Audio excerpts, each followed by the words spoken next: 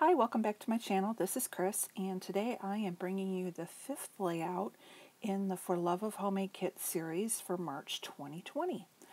And this was my recipe kit that I followed, and if you need to find the link for that, that is in the description box below, where you can find the playlist for all the others that are playing along, as well as the link to Christina Sorge's blog post, which will have the complete recipe for you. So I don't have much left on my in my kit. I have one full sheet of white paper, and then I have a full sheet of gray and then the pink. So I chose to use this grayish geometric as my background, and then I cut off a piece of this black floral as just to put in the corner. And you're going to see that I'm going to kind of futz around with it a little bit because I'm not really sure how I want it. I'm used to putting like my angles on the left hand side, and this piece of paper, the angle that I had from how much paper was left over would have been on the right. And so I'm just trying to play with it and see it, it was kind of not sitting quite right with me. In the end, I do like how it turned out. It just goes against, you reaching outside of your comfort zone when you're dealing with scraps. So I cut off a piece of this Maggie Holmes vellum with the gold florals on it. And what I did was I just tore an edge off of it, and then I tucked in a piece. Now there is a gap at the bottom, but you're going to see that I'm going to cover that with that the border strip that I had that was already pre-cut. Now I'm taking the pictures. These are of my kids and their cousins with my mom and dad. This was taken at Easter in 2012, so it's nice when we can get all the kids together for a nice family photo. I think we were missing everybody but two of the grandkids, so that was nice to have a photo of all of them together. And then so I put those photos onto a piece of my tracing paper, and then I backed it with that black or the pink paper that I still had remaining. And now you can see where I'm going to kind of play around with it a little bit and try and decide which direction I want to go with the paper. I thought about flipping it and putting it to the bottom. In the end, I'm still going to go back to the left. I'm also trying out other bits and scraps to see if there's something better than that strip that I had, and in the end I end up going with that border strip. Now what I didn't like about it was when you put the picture down, there is that little bit of a V gap on both sides, and so again, there's nothing wrong with it, it just wasn't agreeing with my eye. So what I ended up doing is taking this doily here, I'm going to cut it in half, and I'm going to start building my cluster in the bottom right and then in the upper left, and that's going to solve that problem of that little bit of a gap that just wasn't sitting right with me. So I took this cut apart that came from the paper pad, and it says bloom, grow, and uprise, and I thought this was a great photo or saying, since this is a photo of all the kids, and it just shows through the years how they have bloomed and grown alongside their grandparents, and so it kind of represented that they're all growing up in the different stages, and once it's all in the book it'll make sense. So I had this piece of gray paper that I had cut out previously and never used with my tag punch. I took a couple of these, that little camera cut apart that I fussy cut out of some paper, and now I'm going into my little bin that I have and taking out all of the butterflies that I had pre-cut out of that floral paper for a previous layout that I didn't use, and I'm just kind of pulling them to the side.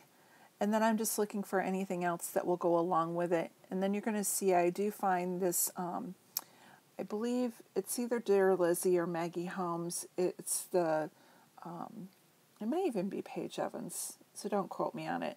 But anyways, it's the little framed bunny, and it says happiness follows wherever you go. And I thought with it being the bunny rabbit, and this is Easter photos, that was kind of appropriate. So I'm going to go ahead and glue that down. And I do believe it's Paige Evans. It was from one of her papers. They had multiple frames on it, and I just fussy cut those out. I like the word beautiful. Not sure where that came from, and so I just went ahead and used that. And then put that little green banner that says "So Thankful," because again, we're thankful for our family. Now, I had previously cut out also a little bit of these florals, and so I ended up tucking that in the bottom of that frame. And then there's that little bit of doily sticking up that has the raw edge. And so I just used that butterfly that had been in my stash to just cover that up and finish it off. Now I've decided that I want to take this little gray piece of paper that I cut, and it says "You Shine," and I'm going to start a third cluster down there. And so to marry all the clusters together, I am going to fussy cut out another of these clusters, and I'm going to put that in the bottom right-hand corner or left-hand corner in that cluster. And then I'll also find another one that I'm going to put in the right-hand cluster as well. So you'll see me cut out 2 of these. And that's, again, I know I've said it before, but I find some people find fussy cutting very tedious. I like it, and I think that it stretches your paper and your stash, and it's a great way to embellish for not very expensive, because this was already paper that you had purchased, and it brings those florals in that paper across the page, and makes it all cohesive.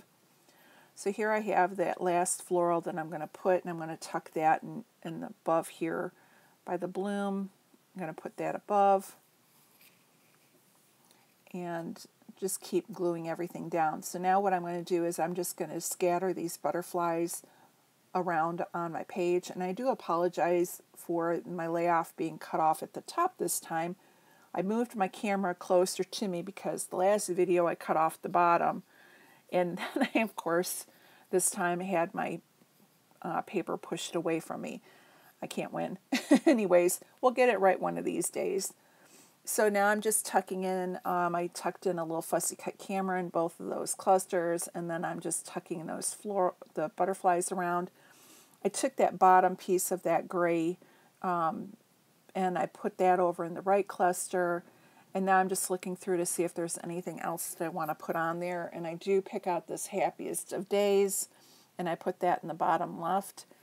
And then that's pretty much it. I do also grab and was able to get one of my Paige Evan paper clips in that right cluster. I looked at my sticker sheet, and I didn't find anything I really wanted to use, and I'm happy with how it looks right now. So the finishing touches that I'm going to do is I am going to glue on these wood veneer hearts, one in each of the clusters, and then I am going to sprinkle some gold Heidi Shine around each of the edges. Now off camera, what you're going to see in the final pictures is I do end up taking my thickers, and in a light pink, I spell out the word Easter 2012, and I put that at the bottom of that right-hand cluster. And that's it for my layout. So I want to thank you for watching and subscribing to my channel. I hope you enjoyed this March recipe. I will be coming out tomorrow with the layout share for this month and finishing up and showing you what I had left in my stash. And then on the 1st, we will be coming out with the new recipe, which I'm kind of excited for. It's kind of a cool one, and I think you're going to enjoy it as well. My overtime has stopped at work, so I'm hoping that things will kind of get back to normal. I'm still going to be working from home, and I'll actually have a little bit more time on my hands. So I'm hoping to get a few layouts ahead, like after work before my husband comes home. So thanks again for watching. You all have a great day, and we'll see you tomorrow. Bye-bye.